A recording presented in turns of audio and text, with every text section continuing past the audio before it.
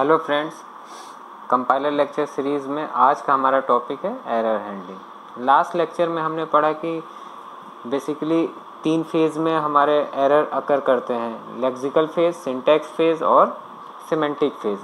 तो हमने last time discuss किया था कि लेक्सिकल फेज़ में कौन कौन से एरर आते हैं और उनको हम कैसे रिकवर करते हैं। तो बेसिकली हमने वहाँ पे पैनिक मोड के बारे में पढ़ा था। ओके, आज हम देखेंगे कि सिंटैक्स फेज़ में कौन कौन से एरर आते हैं और उनको रिकवर करने के लिए हमारे पास कौन कौन से मेथड हैं। ये टेबल मैं लास्ट लेक्चर में भी शेयर किया था और यहाँ भी शेयर कर रहा हूँ। सिंटैक्स फेज़ में हमारे जो भी एरर आएंगे उनको रिकवर करने के लिए हमारे पास 4 मेथड होंगे: panic mode method, phrase level, error production and global production. ठीक है, एक एक करके हम डिस्कस करेंगे। तो पहले ये देख लें कि सिंटैक्स फेज़ में कौन कौन से एरर आते हैं। ठीक है, तो पहला जो सिंटैक्स फेज़ में एरर आपका आएगा वह आएगा मिसिंग पैरेंथेसिस। मिसिंग पैरेंथेसिस का मतलब सपोज कोई स्टेटमेंट लिखा हुआ इस तरीके से, प्रिंट एफ और यहाँ पे हेलो, यहाँ पे मिसिंग क्या है? Closing parenthesis. अगर कहीं भी लाइन ऑफ कोड में ओपनिंग पैरेंथेसिस या क्लोजिंग पैरेंथेसिस या दोनों नहीं है तो वहाँ पे एरर किस टाइप का आएगा? मिसिंग पैरेंथेसिस का। ठीक है, सेकंड आता है हमारा मिसिंग ऑपरेटर। कभी कभी हम जब लाइन ऑफ कोड लिखते हैं, लॉजिक इम्प्लीमेंट करते हैं तो वहाँ पे हम बाय मिस्टेक ऑपरेटर लगाना भूल जाते हैं। तो उस मिस्टेक को भी, उस एरर को भी कहाँ फाइंड आउट होगा? वो एरर कहाँ फाइंड आउट होगा? सिंटैक्स फेज में। फॉर एग्जांपल अगर हम लिखते हैं C=A B, तो बेसिकली ए और बी के बीच में कोई एक ऑपरेटर आना चाहिए, चाहे इवन प्लस हो सकता है, माइनस हो सकता है, कुछ भी हो सकता है। ठीक है, तो अगर इस टाइप का कहीं एरर है तो वो हमारा सिंटैक्स फेज में फाइंड आउट हो जाएगा। ओके, नेक्स्ट टाइप का एरर है मिस स्पेल्ड कीवर्ड। जो भी हमारे प्री डिफाइंड कीवर्ड है, जैसे फॉर हुआ, स्विच हुआ, अगर उसकी स्पेलिंग मिस्टेक होती है तो उस एरर को भी हम सिंटैक्स फेज में फाइंड आउट कर लेते हैं। फॉर एग्जाम्पल इस तरीके से हो, int i=0, i=10 and i++। तो यहाँ पे फॉर की स्पेलिंग क्या होती है? FOR, लेकिन यहाँ क्या है? FAR। तो इस टाइप का भी जो एरर होगा वो हमें सिंटैक्स फेज में फाइंड आउट हो जाएगा और उसको हम फिर रिकवर करेंगे। नेक्स्ट टाइप का जो एरर आएगा, place colon in place of semi colon. कभी कभी प्रोग्रामर गलती से सेमी कॉलन की जगह कॉलन पुट कर देता है, तो उस टाइप के एरर को भी, फॉर एग्जांपल हम लिख लेते हैं हेलो। यहाँ पे बेसिकली सेमी कॉलन आना चाहिए, लेकिन यहाँ पे अगर हम कॉलन पुट कर दें तो इस टाइप के भी एरर को हम सिंटैक्स फेज में इजीली फाइंड आउट कर लेते हैं और उसको फिर हम रिकवर भी करते हैं, उसको फिर ठीक भी करते हैं। नेक्स्ट है हमारा extra blank space. Extra blank space का मतलब क्या होता है? जब भी हम लाइन ऑफ कोड लिखते हैं तो हम साथ साथ कुछ कमेंट लिखते जाते हैं ताकि इन फ्यूचर हमें आसानी हो कि हमारा लॉजिक का इम्प्लीमेंटेशन किसके लिए किया गया था। ठीक है, फॉर एग्जांपल हम कमेंट इस तरीके से लिखते हैं, यहाँ पे कांस्टेंट पार्ट होगा ABCD, कुछ भी हो सकता है। अगर यहाँ पे हमने एस्ट्रिक, अब इसको क्लोज करने के लिए एस्ट्रिक और स्लैश लगाना होगा हमें, तो एस्ट्रिक और स्लैश के बीच में अगर स्पेस आ जाता है तो ये जो स्पेस है इसी को हम कहते हैं एक्स्ट्रा ब्लैंक स्पेस। ठीक है, ये कोई ज़रूरी नहीं कि यहीं पे हो, ये कहीं भी आ सकता है। कभी वेरिएबल डिक्लेयर कर रहे हैं तो वहाँ भी आ सकता है, हम एक से ज़्यादा स्पेस दे दिया, मतलब जहाँ भी एक्स्ट्रा जो स्पेस होगा उसको भी हम जो है सिंटैक्स फेज में फाइंड आउट करेंगे और उसको भी हम रिजॉल्व करेंगे। ठीक है, तो बेसिकली ये सब एरर थे जो हम सिंटैक्स फेज में हम जिनको फाइंड आउट करेंगे। तो बेसिकली क्या है कि जब भी यहाँ पे सिंटैक्स फेज में एरर आएगा तो इसको हमें रिमूव करने के लिए, रिकवर करने के लिए हमारे पास मेथड है panic mode, phrase level, error production and global production. ठीक है, तो एक एक करके देखते हैं। तो पैनिक मोड में जैसे लास्ट टाइम हमने डिस्कस किया था, पैनिक मोड में क्या होता है कि जब भी कोई इलीगल सिंबल या इलीगल आइडेंटिफायर पाएगा तो क्या करेगा? उसको डिस्कार्ड करना शुरू कर देगा। और कब तक डिस्कार्ड करेगा? जब तक कि उसे सेमी कॉलन नहीं मिल जाता। ठीक है, नेक्स्ट हमारा होता है फ्रेज लेवल। फ्रेज लेवल में हम देखते हैं क्या करते हैं। तो फ्रेज लेवल में क्या करेगा?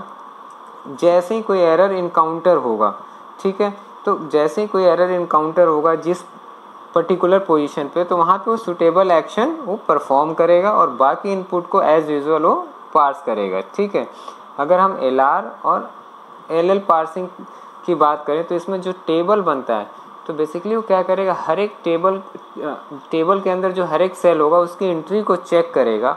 ठीक है, कि वो लैंग्वेज के अकॉर्डिंग जिसके लिए हमने बनाया है, जिस ग्रामर के लिए, उसके अकॉर्डिंग है या नहीं है। अगर नहीं है तो फिर एक एरर रिकवरी प्रोसीजर को कंस्ट्रक्ट करेगा ताकि वो उसे ठीक कर।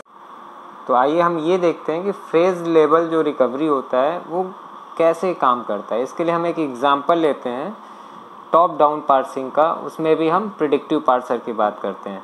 तो हमारे पास एक ग्रामर दिया हुआ है। ठीक है, इस ग्रामर के लिए हम क्या बनाते हैं, प्रिडिक्टिव टेबल बनाते हैं। ठीक है, जब हम प्रिडिक्टिव टेबल बनाएंगे इस ग्रामर के लिए, तो टेबल के अंदर हम ये देख सकते हैं कि बहुत सारे जो सेल हैं वो ब्लैंक हैं। तो बेसिकली ये जो ब्लैंक सेल हैं ये एरर को रिप्रेजेंट करते हैं। इट मीन्स ये जो सेल हैं यही एरर हैं। ठीक है, तो बेसिकली हमें इसी को रिमूव करना है। तो इसको रिमूव करने के लिए हम यहाँ पर्टिकुलर LL पार्सिंग में हम 2 रूटीन का यूज़ करेंगे, उसको हम एरर रूटीन करते हैं। 2 रूटीन का यूज़ करेंगे, पहला E1 एंड E2। ठीक है, E1 और E2 का काम क्या है, E1 का काम क्या है, push an imaginary element into input string. Okay, और E2 का काम क्या है, remove all the remaining symbol from the input. Okay, it means कि जो भी हमारा अगर कोई इनपुट स्ट्रिंग दिया हुआ है और पार्सर उसको पार्स करना स्टार्ट कर रहा है। ठीक है, कोई ऐसा सिचुएशन आ रहा है कि जहाँ पे उसे कोई इनपुट स्ट्रिंग चाहिए, जहाँ पे उसे एक सिंबल चाहिए पार्स करने के लिए और इनपुट स्ट्रिंग के अंदर वो सिंबल मिसिंग है, तो उस केस में क्या करेगा, कोई एक इमेजिनरी एलिमेंट ला के वहाँ पे पुश कर देगा ताकि पार्सर उसको स्कैन करके आगे चला जाए। ठीक है, दूसरा हम E2 की बात कर रहे हैं। सपोज़ कि जो हमारी स्ट्रिंग दी हुई है वो कम्प्लीटली पार्स हो गई, लेकिन उसके बाद भी स्टैक के अंदर कुछ हमारे एलिमेंट रह गए, तो E2 का काम क्या होगा, E2 का काम होगा जो भी एलिमेंट रह गए पार्सिंग के बाद उनको स्टैक से वो डिलीट कर देगा। ठीक है, तो अभी हमने ये कहा कि जो भी ये सेल्स हैं ये हैं एरर्स हैं। ठीक है, तो ये एरर को हम कैसे हैंडल करेंगे, रूटीन के थ्रू। तो बेसिकली यहाँ पे हम क्या करते हैं, जब भी ब्लैंक स्पेस आएगा हम यहाँ पे E1 यानी E1 जो एरर रूटीन है उसके थ्रू हम हैंडल करेंगे। एक चीज़ और ध्यान देंगे हम,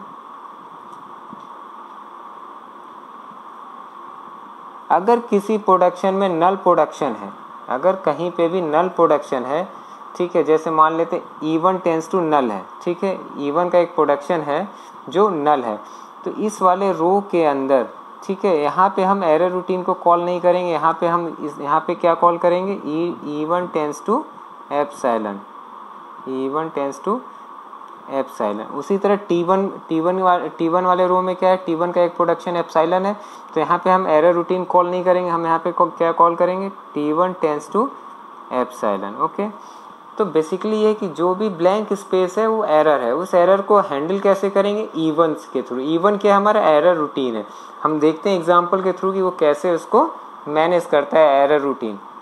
तो अगर इस ग्रामर के लिए हमने एक स्ट्रिंग लिया ID प्लस एस्ट्रिक ID, ठीक है, तो इसके बिहेवियर को हम ट्रेस आउट करते हैं कि पार्सर कैसे इसको पार्स करेगा। ठीक है, तो पहला हमारा स्टैक है, एक स्टैक लिया, दूसरा इनपुट लिया है, तीसरा हमने मूव्स लिया है कि हम कौन सा मूव इस पर अप्लाई करेंगे। ठीक है, तो स्टार्टिंग में हमने सबसे पहले स्टैक के अंदर E पुश किया है। ठीक है, और इनपुट हमारा स्ट्रिंग है, input string ID plus asterisk ID। ठीक है, E को हमने रिजॉल्व किससे किया है, TE1 से, तो E को हमने रिप्लेस कर दिया TE1 से। ठीक है, और यहाँ पे इनपुट स्ट्रिंग हमारा सेम है। ठीक है, अब बेसिकली हमें करना क्या है, यहाँ स्टैक के टॉप पे मुझे स्ट्रिंग लाना है जो इससे मैच करे ताकि मैं पॉप ऑपरेशन परफॉर्म कर सकूँ। ठीक है, तो अगेन T को हम रिजॉल्व करेंगे, T को रिप्लेस करेंगे, किससे कर सकते हैं, FT डैश से, तो FT डैश से हमने इसको रिप्लेस किया। ठीक है, FT डैश से किया, लेकिन हमारा इनपुट स्ट्रिंग में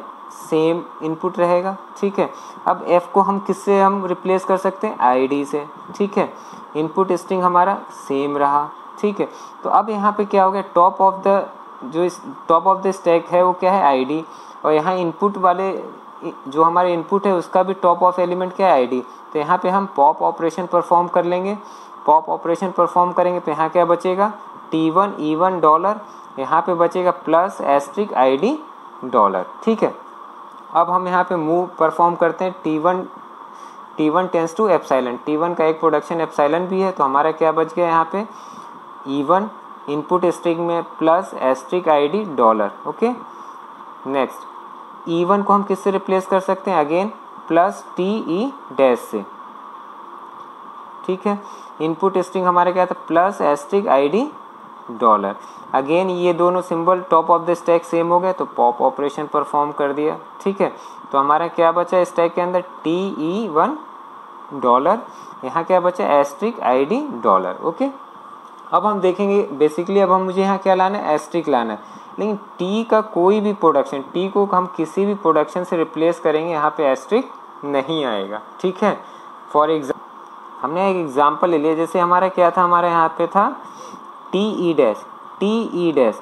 अगर इस टी को हम रिप्लेस किससे कर सकते हैं, टी को हम रिप्लेस कर सकते हैं FT डैश से। तो अगर टी को हम रिप्लेस किया FT डैश से, तो हमारा प्रोडक्शन बन जाएगा FT1 E1। ठीक है, और F को किससे रिप्लेस कर सकते हैं, ID से, और कोई मेरे पास ऑप्शन नहीं है। तो किसी भी केस में मुझे top of the string asterisk नहीं मिलेगा। ठीक है, तो इस केस में एक एरर जनरेट होगा। क्यों जनरेट होगा, क्योंकि जो हमारा प्रोडक्शन है उससे एस्ट्रिक जनरेट नहीं हो रहा है और इनपुट में एस्ट्रिक दिया हुआ है। ठीक है, तो एक एरर जब आएगा तो क्या करेगा, error handler error routine call करेगा E1 को। E1 का क्या काम है, एक इमेजिनरी एलिमेंट को यहाँ पे लाके पुश कर देगा। ठीक है, तो E1 क्या लाके पुश करेगा, यहाँ पे ID। तो बेसिकली एरर रूटीन का यही काम है कि जहाँ भी अगर कोई पार्सिंग ड्यूरिंग द पार्सिंग अगर कोई एलिमेंट रिक्वायर्ड है और वो एलिमेंट इनपुट स्ट्रिंग में नहीं है, तो एरर रूटीन क्या करेगा, एक इमेजिनरी या उससे मिलता जुलता एक इनपुट लाके वहाँ पे पुश कर देगा। तो E1 क्या करेगा, एक ID लाके यहाँ पे पुश कर दिया। ठीक है, जैसे ही ID पुश हुआ तो T को हम रिजॉल्व कर सकते हैं FT डैश से। ओके, और हमारा इनपुट में क्या है, ID एस्ट्रिक ID डॉलर। F को अगेन हम किससे रिप्लेस कर सकते हैं, ID से, और यहाँ पे भी ID टॉप पे है, तो टॉप ऑफ द स्टैक यहाँ ID है और यहाँ भी ID है, तो पॉप ऑपरेशन हो गया। क्या बचा मेरे पास, T1 E1 डॉलर, और यहाँ पे हमारा टॉप ऑफ द एलिमेंट क्या है, एस्ट्रिक। ठीक है, T1 को हम किससे रिप्लेस कर सकते हैं, एस्ट्रिक FT डैश से।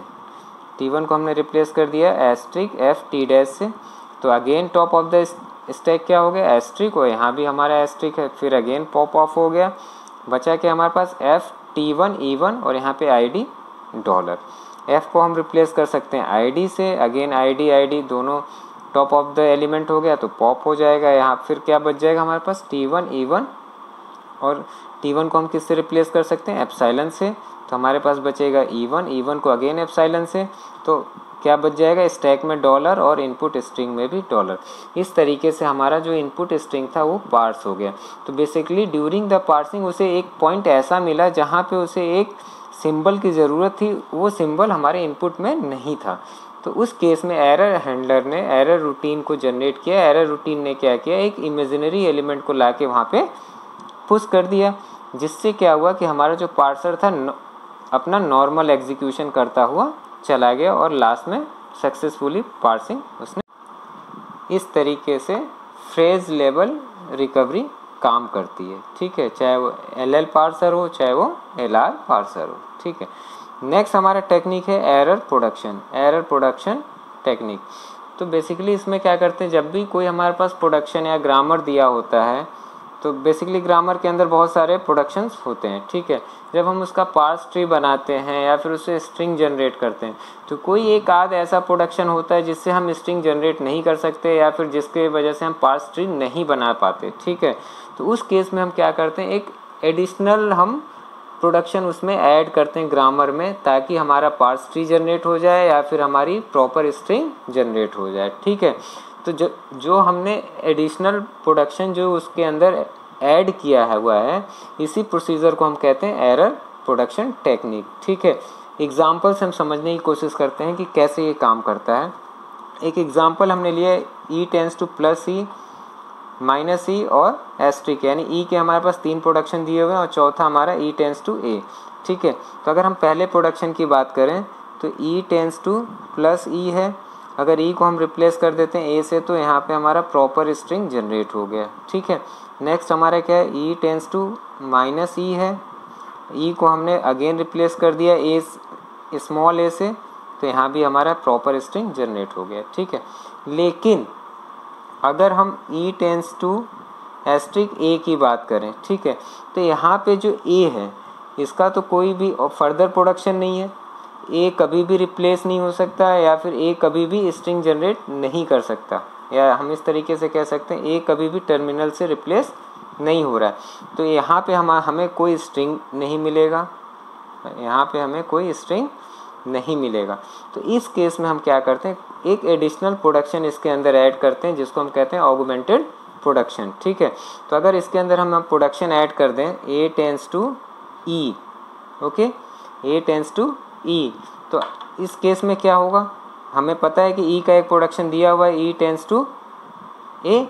ठीक है, तो ए टेंस टू ई हमने ऐड किया और ई टेंस टू ए गिवन है, तो ए अगेन यहाँ क्या हो जाएगा, ए टेंस टू ए, और यहाँ से हमें मिल जाएगा इस प्रोडक्शन से एस्ट्रिक स्मॉल ए, तो यहाँ से हमें प्रॉपर स्ट्रिंग जनरेट हो जाएगा। ठीक है, तो ये जो प्रोडक्शन हमने ऐड किया इसके अंदर प्रॉपर पार्सिंग के लिए या प्रॉपर स्ट्रिंग जनरेट करने के लिए, तो इसको हम कहते हैं ऑगमेंटेड प्रोडक्शन।